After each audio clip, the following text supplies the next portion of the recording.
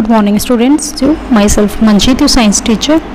Today we continue chapter number 6, combustion, and today's our topic are flame and types of combustion. So let's start. Firstly, what is flame? So बच्चे flame होती है ज्योति. It means that जो भी आपको यहाँ पे जैसे ये डायग्राम से यहाँ पे आपको ये एक लो टाइप दिख रही है जिसको हम हिंदी में लो भी बोल देते हैं, इसको बोलते हैं flame. Clear? But flame her burning object produce नहीं करता. हम बोल सकते हैं कि जो फ्लेम के प्रोडक्शन है ये ओनली वो सब्सटेंसेस करते हैं जो वेपराइज होते हैं. अब जिस टाइम किसी भी सब्सटेंस को बर्न किया जाता है उस टाइम अगर वो वेपराइज होते हैं तो वो ही प्रोड्यूस करते हैं flame. So flame is the zone of combustion of a combustible substance and the substances which vaporize during burning produce flame. For example, kerosene and wax. Clear? Substances which do not vaporize during burning do not produce flame like coal and charcoal. Coal and charcoal से flame produce नहीं होती. Only वो substance flame produce करेंगे, लो produce करेंगे जिनके अंदर से vaporisation होती है, जो वेपराइज होते हैं जिस टाइम उनको बर्न किया जाता है. ओके, ये यहाँ आपको दिखाया भी गया है. जो कोल एंड चारकोल की बर्निंग है वो किस टाइप से होती है. ये जो डायग्राम्स है इनके अंदर आपको कोई भी फ्लेम नहीं विजिबल हो रही होगी. एंड वैक्स एंड केरोसिन जो ऑयल है जिस टाइम वो बर्न करते हैं तो वहाँ से एक फ्लेम प्रोड्यूस होती है. ये इसलिए आप यहाँ पे पिक्चर्स के अंदर देख सकते हो. Okay, now structure of a candle flame. Candle flame की स्ट्रक्चर कैसी होती है? बेसिकली जो कैंडल है बच्चे, कैंडल के अंदर क्या होता है? वैक्स होता है अराउंड द विक्स. जिस टाइम कैंडल का अगर हम एग्जाम्पल लेते हैं, so in case of a candle the wax around the wick. Wick होती है बाती, जो बीच में आपको ये बाती दिख रही है ये वाली, इसको बोलते हैं wick. Clear?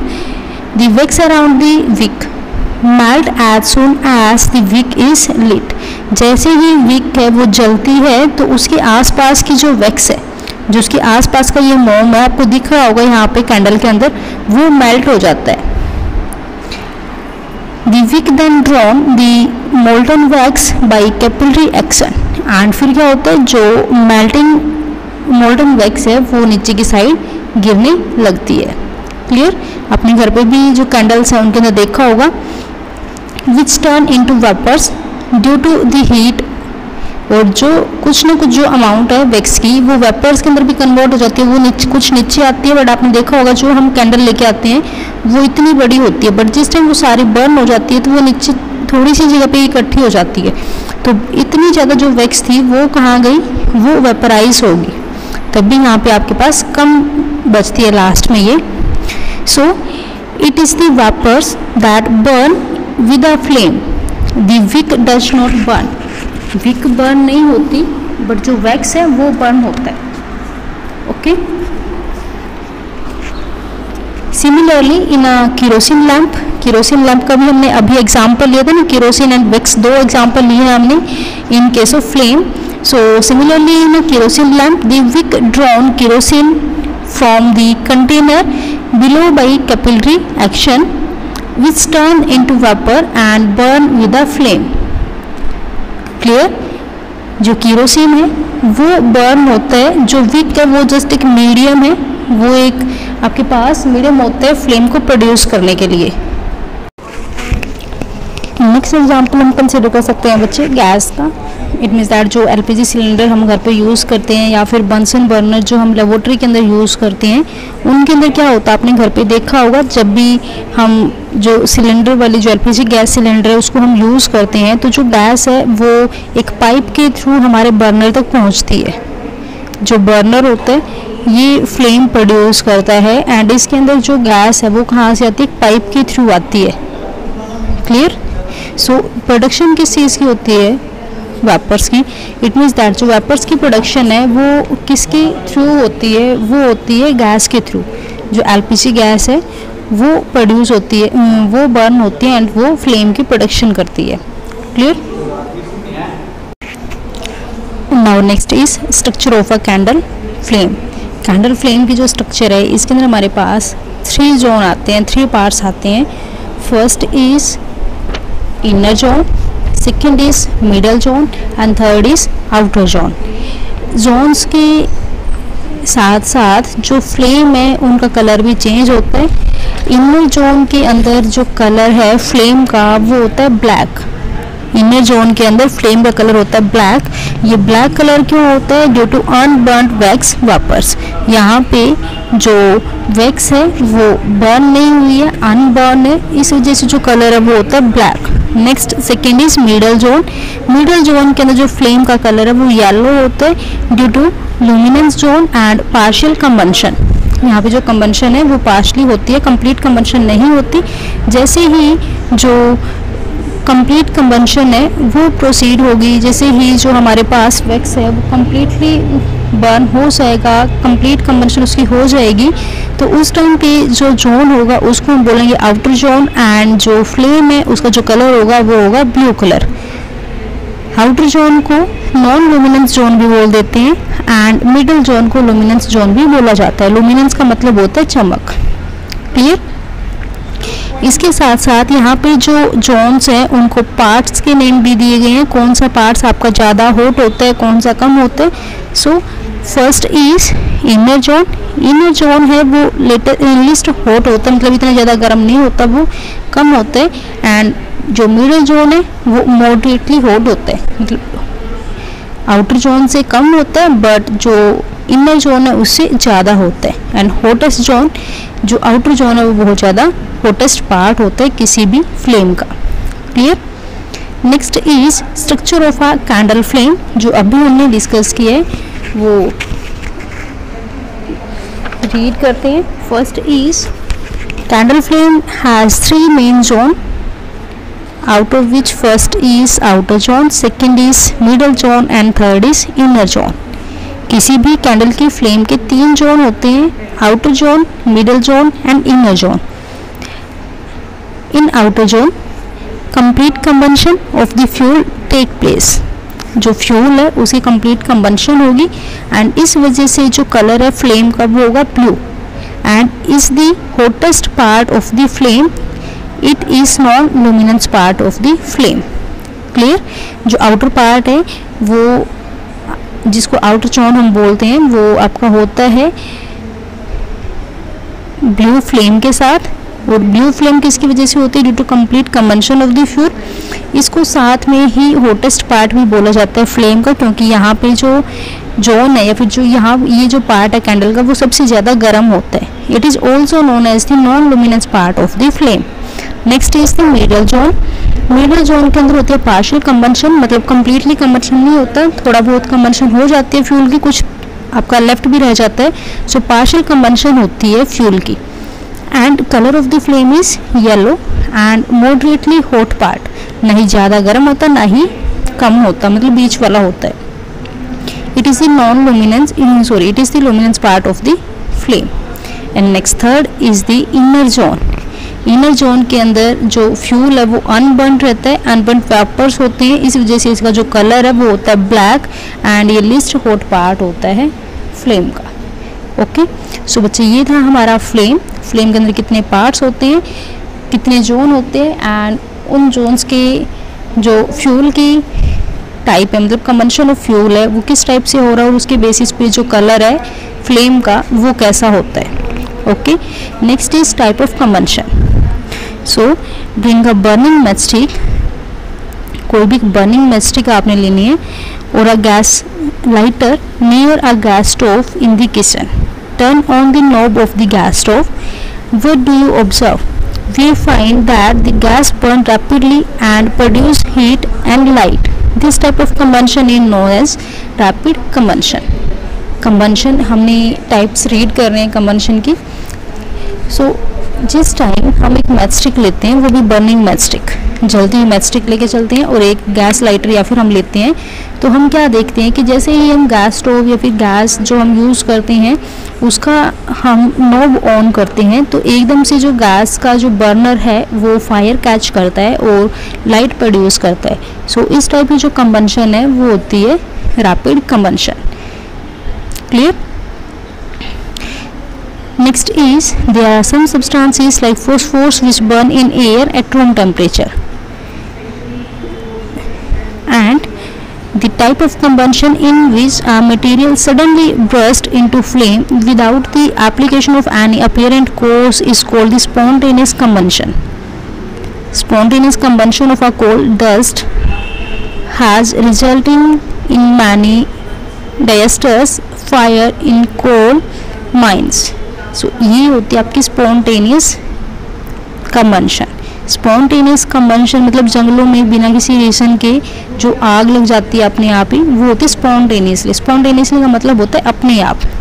There are substances like phosphorus which burn in air at room temperature, मतलब बिना किसी एक्सटर्नल सोर्स के ही फ्लेम प्रोड्यूस हो जाए, फायर प्रोड्यूस हो जाए रूम टेम्परेचर पे ही in the presence of air, उस टाइप की कंबंशन को हम बोलते हैं spontaneous combustion.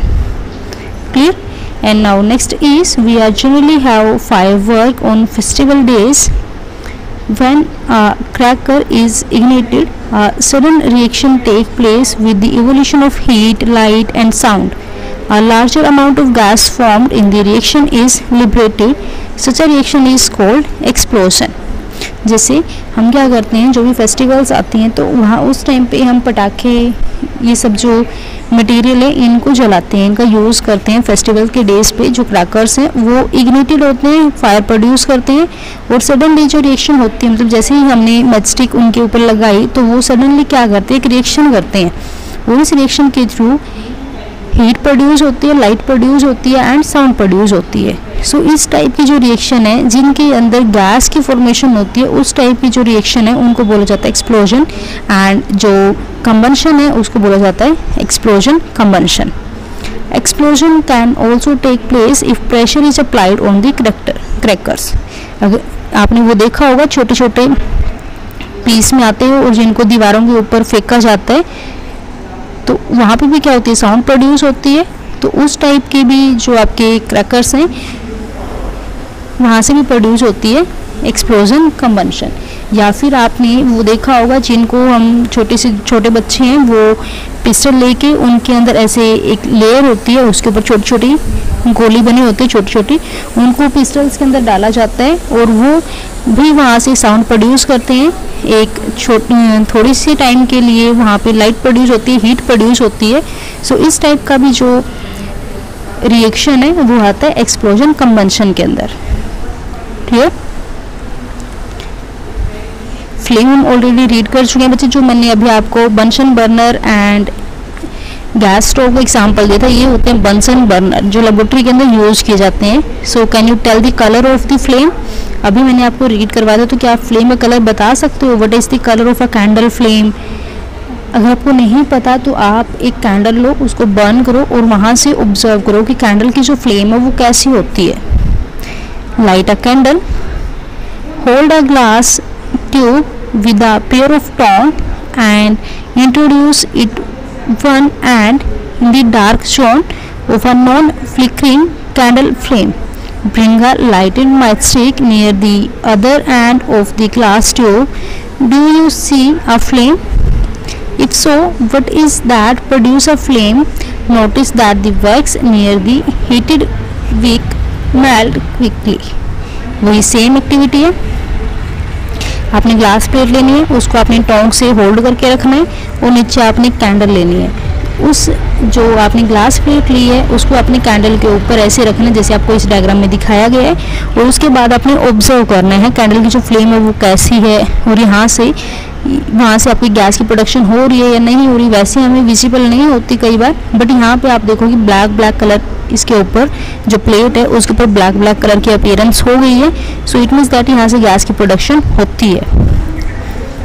So the substance which vaporise during burning give flames. So यहाँ से आपको पता लग गया कि जो सब्सटेंस बर्न हो रहा है और वेपराइज हो रहा है, जो अभी जो ग्लास की प्लेट थी उसके ऊपर ब्लैक जो सब्सटेंस अभी डिपॉजिट हुए है वो आपका वही वेपराइज सब्सटेंस है जिसकी वजह से फ्लेम की प्रोडक्शन होती है. For example kerosene oil and molten wax. Clear. Charcoal and coal ये सब फ्लेम प्रोड्यूस नहीं करते क्योंकि इनके अंदर से वेपराइजेशन नहीं होती फ्यूल की. Clear.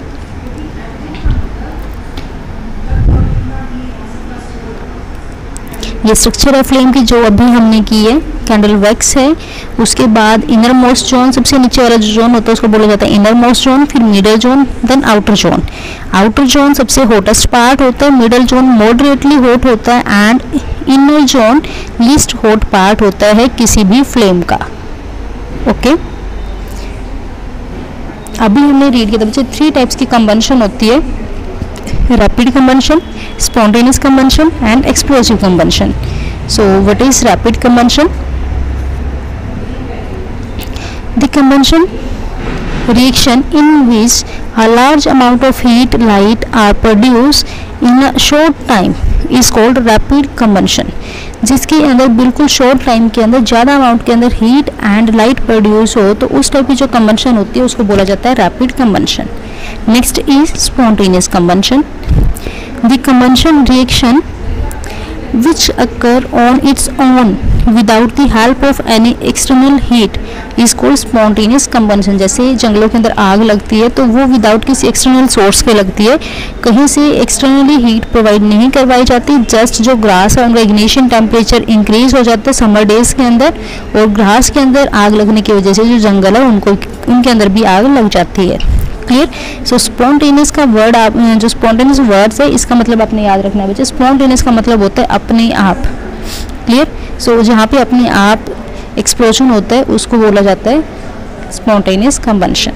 Next is explosive combustion, a very fast combustion reaction in which a large amount of heat light and sound, इसके अंदर साउंड भी प्रोड्यूस होगी। Clear.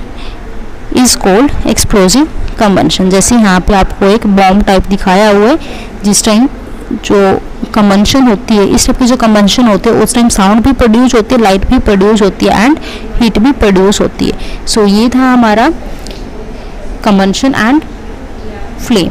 And next is types of fuel. Fuels are 3 main types, they are solid fuel, liquid fuel and gaseous fuel. Fuel हमारे पास 3 types के होते हैं, solid, liquid and gas. Solid fuel के अंदर आता है बच्चे wood, coal and charcoal. Similarly जो लिक्विड फ्यूल है उसके अंदर जो भी हम ऑयल यूज़ करते हैं लाइक केरोसिन, पेट्रोल, डीजल, ये सब हमारे होते हैं liquid fuel. And gaseous fuel जो सिलेंडर्स के अंदर गैस फिल की जाती है like CNG, LPG, biogas, hydrogen gas, ये सब होते हैं हमारे गैसियस फ्यूल जो आप यहाँ पे डायग्राम्स के अंदर भी देख सकते हो। सॉलिड फ्यूल ये हैं हमारे पास, लिक्विड फ्यूल्स जिनको जो लिक्विड फॉर्म में होते हैं लाइक जो भी ऑयल्स हैं, एंड गैसियस फ्यूल जो गैस की फॉर्म में है जो हम सिलेंडर्स के अंदर रखते हैं स्टोर करके। Okay. Characteristics of a good fuel. Good fuel की क्या क्या कैरेक्टरिस्टिक्स हो सकती हैं? The main characteristics of a good fuel are is readily available, it's cheap, is easy to store and transport। readily available होना चाहिए, वो easily मतलब हमें मिल जाए, cheap सस्ता होना चाहिए, उसको easy होना चाहिए स्टोर करना और ट्रांसपोर्ट करना, एक जगह से दूसरी जगह पे लेके जाना easy होना चाहिए, तभी हम उसको बोलेंगे कि ये गुड फ्यूल है। Burn at a moderate rate, moderate rate पर बर्न करे, मतलब ना ही मतलब कम टाइम के अंदर ज़्यादा फ्यूल यूज ना हो। Produce a large amount of heat, से जो फ्यूल है वो ज़्यादा अमाउंट के अंदर हीट प्रोड्यूस करे। Does not leave behind any undesirable substances, like जो भी गैस है या फिर जो भी वो पीछे से वेस्ट उनका बच जाता है, ऐसा नहीं होना चाहिए जो फ्यूल है, ऐसा कोई अनडिजायरेबल सब्सटेंस पीछे से वो ना छोड़े। डज नॉट कॉज पोल्यूशन, और पोल्यूशन क्रिएट ना करे। अगर ये सब क्वालिटी हैं किसी भी फ्यूल के अंदर तो उसको हम बोलेंगे good fuel. Okay. And now next is calorific values of a fuel. कोई भी फ्यूल है बच्चे उसकी कुछ ना कुछ कैलोरीफिक वैल्यूज होती हैं, ये सब आपको लर्न करने की ज़रूरत नहीं है, बट जो इम्पोर्टेंट है वो आपको यूज़ करनी पड़ेगी, लर्न करनी पड़ेगी। सो फर्स्टली कैलोरीफिक वैल्यूज़ क्या होती है किसी भी फ्यूल की? It is the amount of heat energy produce on a complete combustion of 1 kg of a fuel. 1 kg fuel, 1 kilogram fuel कितनी अमाउंट हीट की प्रोड्यूस करता है जिस टाइम उसको कंबंशन की जाती है, उसको जलाया जाता है, वो होती है उसकी कैलोरीफिक वैल्यू। अगर हमें किसी भी फ्यूल की कैलोरीफिक वैल्यू पता है तो हमें पता लग जाएगा कि वो कितनी हीट प्रोड्यूस करता है। द कैलोरीफिक वैल्यूज वैल्यू आएगा बच्चे यहाँ पे, for fuel is expressed in kilo joule पर केजी। जो कैलोरीफिक वैल्यू है उसको किलो जूल पर केजी के अंदर रिप्रेजेंट किया जाता है, मेजर किया जाता है, एक्सप्रेस किया जाता है। क्लियर? सो यहाँ पे कुछ आपके पास फ्यूल्स दिए हुए हैं और उनकी कैलोरीफिक वैल्यू साथ में गिवन है, लाइक जो काऊ डंग है, वुड है, कोल है, ये सब आपके हैं solid fuel. And petrol, kerosene, diesel, ये सब आपके हैं लिक्विड फ्यूल। नेक्स्ट हमारे पास है methane gas, CNG, LPG, biogas and hydrogen, ये सब हमारे पास है गैसियस फ्यूल। क्लियर? सो जो सॉलिड फ्यूल है उनकी जो रेंज है वो है हमारे पास 6000 से 33,000 के बीच में। 6,000 से 33,000 के बीच में रेंज है कैलोरीफिक वैल्यू की। एंड जो लिक्विड फ्यूल है वो हमारे पास होते हैं 45 किलो जूल पर केजी। 45 या फिर हम ले सकते हैं 30,000 से 48 या फिर 50 के नियरली रेंज चली जाती है।